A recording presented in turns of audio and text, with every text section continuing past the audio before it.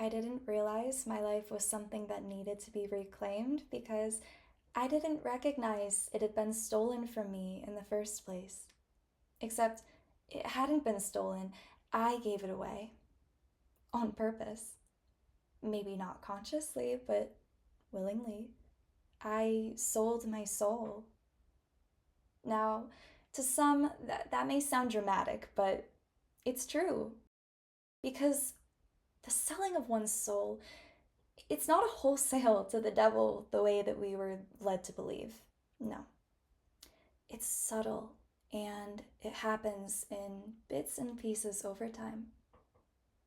So that's what I did. I sold myself in bits and pieces. Some went to family, some to friends, social circles.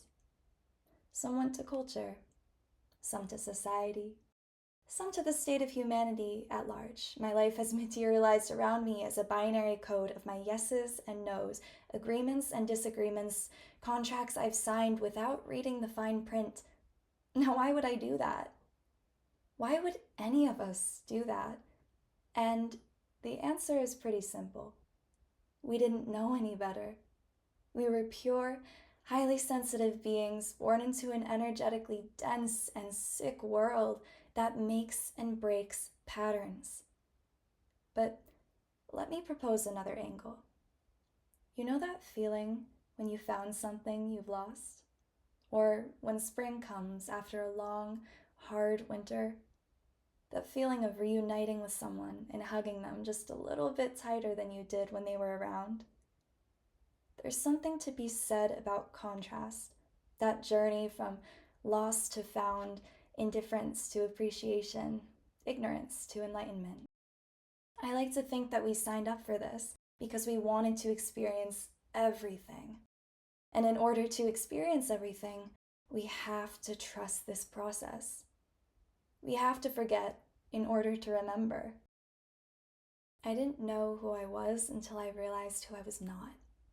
I didn't know how serious I'd become until I allowed myself to laugh, how stressed I'd become until I allowed myself to be at ease, how hardened I'd become until I allowed myself to become soft, how closed and guarded I was until I was open and vulnerable, how hyper independent I was until I allowed myself to lean on others and for others to lean on me, how lonely I was until I allowed myself to truly be seen.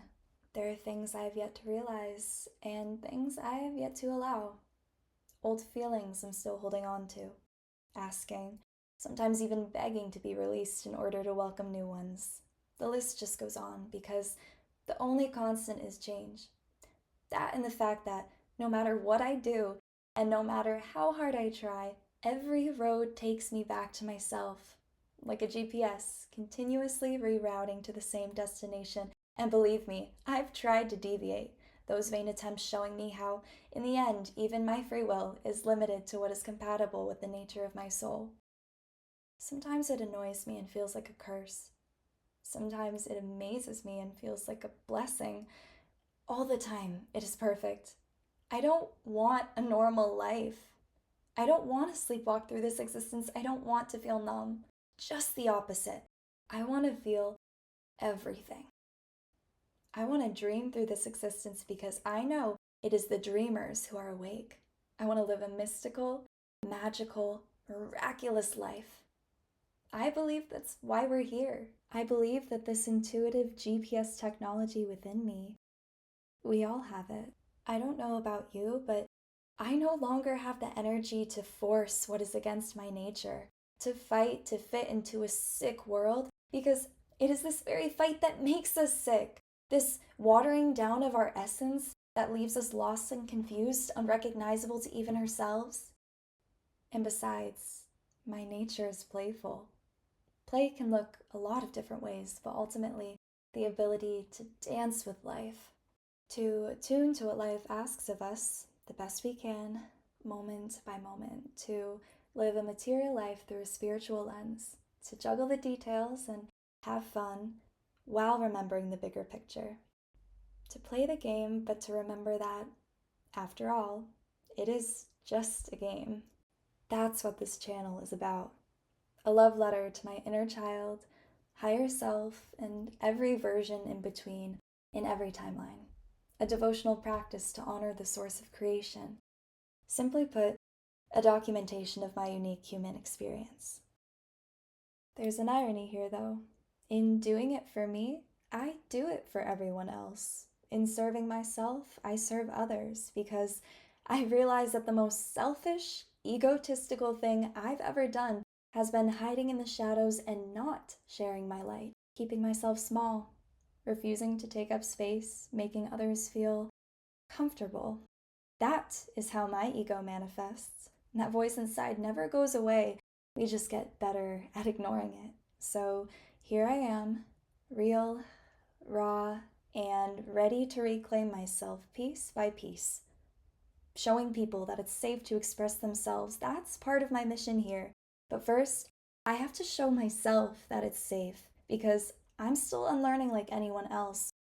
I've been waiting for a safe space my entire life, and in 23 years, I found that the safe space doesn't come from the outside.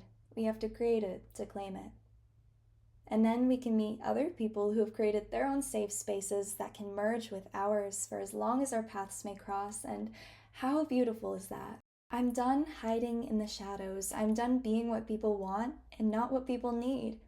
I'm done waiting for life after realizing that this whole time, it is life that has been waiting for me to reclaim it. And that's exactly what I'm going to do.